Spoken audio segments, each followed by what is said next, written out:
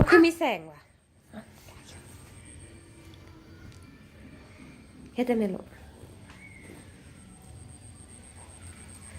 แล้วก็เต็มเฮียนเต็มสเก็ตอัพออกแบบฮานซาให้แม่น่ะเพิ่นสิเอาเพิ่นออกแบบฮานซาให้แม่ซาเย็นจับใจนี่น้องสาวเพิ่นเฮ็ดเวียกบ้านอยู่ข้างอ้ายเขียนลูกก่อนว่าสิเฮ็ดโปรเจกต์นี้ให้สำเร็จมื้อนี้แล้วก่อนสิกินข้าวแรงแล้วก็นอนพักผ่อนมื้อนี้แล้วก่อนสิ่งแล้วก่อนบ่มีเวียกบ้านแล้วก่อนละมาหาความรู้ใหม่ๆได้เห็นแม่คิดแบบร้านขายชาเย็นเพิ่นละอยากเฮ็ดนำเพิ่นว่าเพิ่นสิช่วยแม่เฮ็ดหยังเพิ่นก็อยากมีส่วนประกอบช่วยหมดทุกอันฝีมือนี่ได้บ่เนาะเด็กป .1 นี่นะบ่ตาจิซอนมันตาจิจอนแม่เลื่อมตาบ่ได้ล่ะบ่ได้ก็บ่ได้แหละหมุนอีกออกแบบงามๆเด้อเฮ็ดแนวใดให้คนเห็นแล้วจับใจเลยอยากกินซาแม่เลยเห็นแล้วนะงามๆเด้อแนวตะคนออกแบบเนาะโดยลูกออกแบบมันแหละขีดมือเพิ่นก็ขีดเองเพิ่นสิมาขึ้น3Dเพิ่นก็ขึ้นเองเดี๋ยวสิ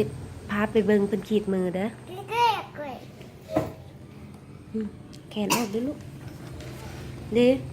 อันนี้มันเพิ่นขีดมือเพิ่นขีดมือก่อนแล้วเพิ่นสิมาขึ้น 3D แบบนี้น่ะ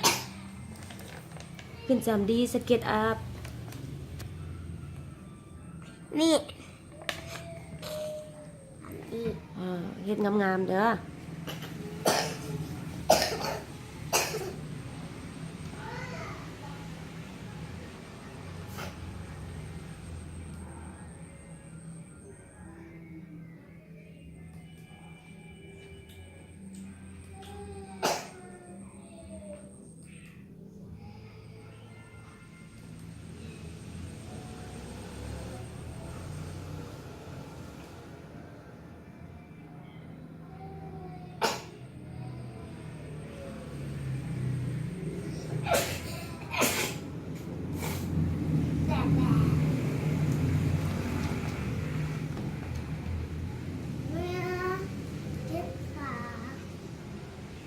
ตั้งใจเลยว่าเดี๋ยวเรามาเบิ่งกันอีกแล้วว่าจะก่อนสิเฮ็ดสำเร็จบ่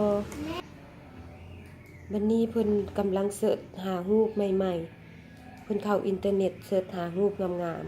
ๆเซฟเด้ขั้นตอนเพิ่นเซฟสอนเทื่อเดียวจบเลยบ่ได้สอนหลายเทื่อมันจื้อดีแท้ว่ะอีแม่คือว้าวอย่างซันบ่ว้าวจังยันบ่ม่วนบ่ม่วนแล้วได้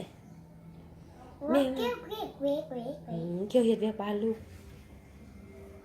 จักหน่อยมาเบิ่งกันอีกว่าเพิ่นสิสำเร็จบ่มาเบิ่งกันต่อเพิ่นว่าสำเร็จแล้วว่าจะฮานซาเย็นจับใจฝีมือห้ามังกรคำสถาปนิกน้อยสวยงามบ่สวยค่ะซำนี้ฝีมือเพิ่นได้ซำนี้ฝีมือป .1